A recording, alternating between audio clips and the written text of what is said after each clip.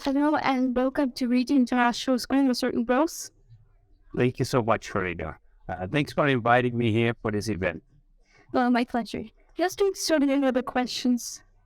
What made you choose Rappers as a business to start up with? Okay, first of all, I have to explain I'm not the co-founder of the company. I joined the company 5 years ago. I'm a co-owner of the company, and I came for this opportunity to Dubai. So when I was still living in the Netherlands, I heard about this company. And when I did my research on this company, I felt excited immediately about it. I've always been working in food and beverage, in hospitality. So I like to be working with recipes and ingredients, but also with customers and interact with staff and team members. So I like to socialize a lot and spend time in the kitchen as well. And when I saw this opportunity, I immediately felt that this is an amazing brand because I feel very strong affection with the product that we're selling. So I'll tell you guys more about this product. But that's the reason that I joined Waffle 5 years ago. I'm still very excited about this brand. Oh, that's nice. How was Waffle's journey in Dubai when it started? Was it hard to start up and spread the idea of company locals typically? That's a very good question. And if you ever want to start your own business, think twice if you want to start a restaurant business. Because in the restaurant business, you'll always have a lot of challenges. Because restaurant business, you never can predict exactly what's going to happen today, how your revenues will be today. Because people will always want to eat. They need food as well. But you never know if today is going to be a busy day or a quiet day. You can predict a little bit. So I'll tell you a little bit about the start of Waffle. When the founder of Waffle, her name is Christine. She's from Norway. And she actually started doing charity events at a school. Same like you guys are sitting here now and being small entrepreneurs. There was a charity event at her daughter's school. And she decided there that she will sell waffles to raise funds for the charity. And at that event, she sold a lot of waffles. And then the school asked her for the next event to come again and start selling waffles again. At that time, the founding owner, she was still working at the economic department in Abu Dhabi. And one of her local colleagues there, I heard on Monday when she came back to the office on Monday that she had been so busy over the weekend, and he saw a business opportunity in it. So one of the Iraqi owners of this company, he decided to invest in this and started as a business. So what we first did, we started going with a small kiosk, selling waffles at events like Ripe Market and Beach Canteen. And then in 2016, we opened the first location in Jumeirah Beach.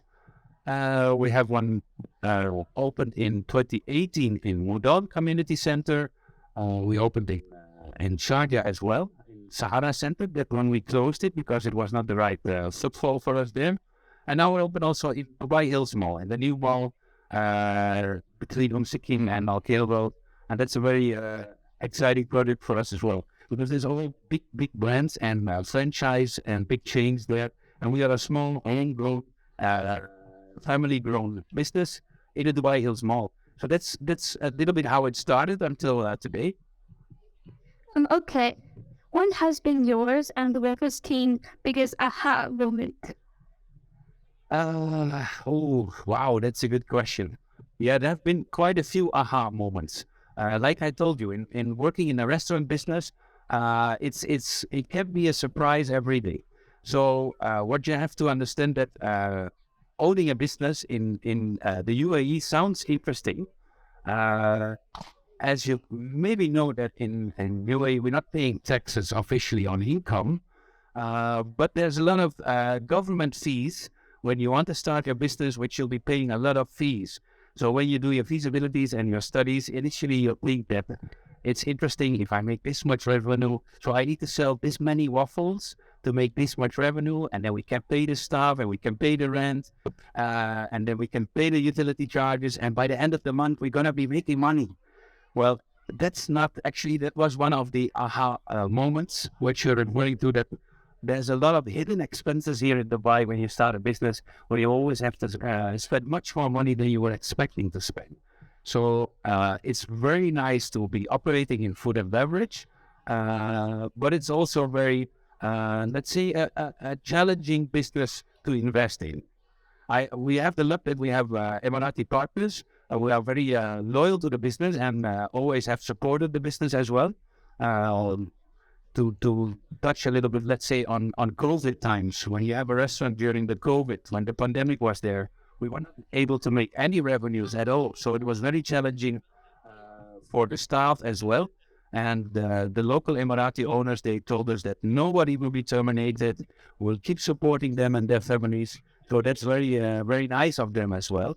But if you don't make any money when the restaurant is closed, then you have bad dreams overnight. I can tell you as an owner, I had a lot of bad dreams in the night that how can we survive the business if we don't have any customers? So, Yeah. Okay, out of curiosity, how do you manage feelings of doubt? How have you overcome this? you have to be persistent and you have to be trusting in the process. If you know that your product is good and if you know that your team is good, then you know that you need to be persistent in challenging times. So everybody has doubts. I'm sure that every business owner will have doubts once in a while. But if you're confident about the product and the team which you're working with, which we are very much, then things will be all right. Despite many sleepless nights, we always wake up in the morning saying, yes, we can do it. Very interesting. Where do you see WOFL in 5 to 10 years? Wow, that's a good question as well. So 5 years ago, we would not expect that we would be where we are currently.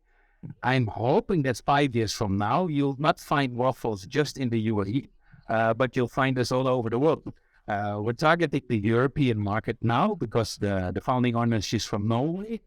We do have inquiries from Europe as well, and we're still looking for the right business partner to start operating, hopefully in my home country, the Netherlands, or in Norway, where our founding owner moves back to. So in 5 years from now, definitely we need to be in different countries around the world. That's our ambition. Well, okay. What examples do you need from other big global brands? What we do different than big label brands is that our recipes and ingredients are made from scratch. So if you, for example, if you taste our products in the shop, you can taste the difference that we use real ingredients. There's no premixers, there's no preservatives. If we make our batter, for example, it's made with real eggs, real milk, real flour, and that's locally sourced. So we buy things from local farmers, and you can taste the freshness and the quality of the ingredients in our final products as well. So, yeah, if you want to become a big leading global brand, then you might have to improve some processes as well. We hope to always keep continuing working with fresh ingredients, and that's why we stand out from the rest. Oh, that's nice. What challenges do you think my generation will face when we enter the business world? Wow, I think everybody will always face some challenges, but if I see you guys here and your co-hosts here, any challenges in the world, whichever business you want to start, whichever directions you want to go, you can encounter them. Like I just mentioned before, if you're persistent and if you're, the most important for me is that I'm happy with what I'm doing. If I enjoy what I'm doing, then I can encounter all the challenges which we're facing. Like, let's say I used to have a job before I joined WOFL, where I worked for a boss, which was an amazing boss as well. But sometimes I got a bit bored doing the same again over and over again. So now in my current job as a business owner, I have a lot of responsibilities, which you can never walk away from as a business owner. These challenges you always have to face, which are to support your staff, to be there for the customers as well. But as a business owner, you always have a lot of freedom as well, compared to working for a boss, working for a company. As an owner, you do have a lot of freedom. So if today, let's say, if I know that everything is smooth in all our restaurants locations, I might decide at 3 p.m. that I want to go to the beach today. So I can decide. I don't have to ask my boss or owner, is it okay if I can quit a bit earlier today? But the other, let's say if tonight at 7 p.m. there's an emergency somewhere in the restaurant, or we're struggling somewhere and we're facing a challenge, then I still have to show up tonight at work as well. So it has a lot of advantages, but a lot of responsibilities as well. But I'm sure your generation, having access to a lot of information, not only online, but also by getting this great education here at this school, you can conquer the whole world, for sure. Yeah, I agree. What advice would you give to young entrepreneurs? Go for it. Just go for it. Don't think too long. You'll have every option if you have a plan and you feel that this is your dream or your ambition. Go for it. Ask for advice. Ask everybody to support you, people you trust in, and don't let any disappointments or challenges you face stop you from achieving your dreams. You'll definitely be able to do so.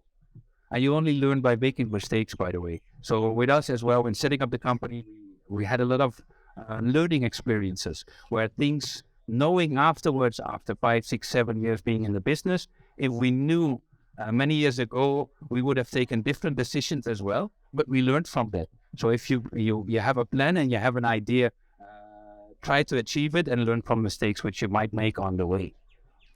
Yeah, okay. Now we're going to start with some rapid fire questions. Okay. So, which is your favorite club team? Feyenoord Rotterdam, a Dutch club from the Netherlands. So, Oh, what is your favorite waffle flavor?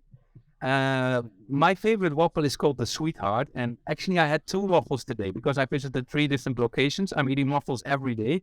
I do have savory favorites, but today I decided to have a sweet treat. And the Sweetheart has banana, raspberry, whipped cream, and chocolate shaving inside. It's delicious. Oh, then would you rather be a zombie or vampire? Zombie here. And who will be your first victim? Maybe some old teacher. I'm not sure. I have to think about which one. Would you rather read minds or be invisible? Wow, that's a good question. I'd be invisible. Yeah. Would you prefer to make a phone call or send a text? Send texts. Text. What book would you recommend for us to read? Read Anne Frank's diary. Oh, an advice that you never forget and by whom? My mom had a lot of good advices. My grandma as well. But I'd never listened to them. And now, thinking back, I should have. Which one? Let me get back on that one. Let me think about it. Come with your next question so I can think about this one. Well, thank you for your time, Mr. Egels. Oh, that's so kind of you. My compliments for you, Farida. I think you were a bit nervous, but I didn't see at all that you were nervous. It seems like I was more nervous than you. I think we should have a big applause for you, how you prepared it. Thank you. You're welcome.